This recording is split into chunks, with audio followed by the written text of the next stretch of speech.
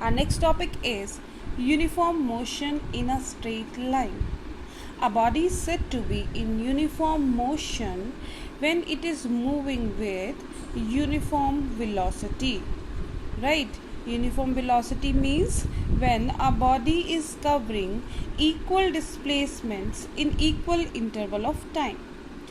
To understand this, let us consider the uniform motion along a line OX such that there are two positions A and B at a distance x1 from origin and B at the distance x2 from the origin, and let the time taken at this instant is t1 and time taken is at this distance is t2.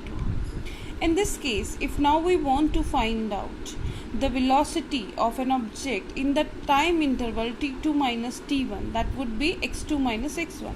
So as we know that velocity is equal to displacement upon time. Therefore, now displacement for the time interval t2 minus t1 is AB upon t2 minus t1, that is equal to x2 minus x1 divided by t2 minus t1. Keeping in mind here we are talking about the velocity, so vector quantity will be considered and arrowhead will be put over the physical quantity, which is the displacement.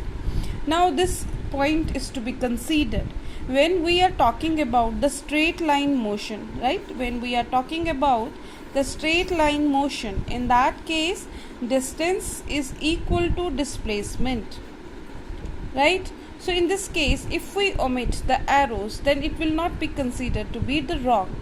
But when we are writing here velocity, for keeping in mind that velocity is a vector quantity, we can put arrow, but it can be omitted also, but specifically only in the straight line path.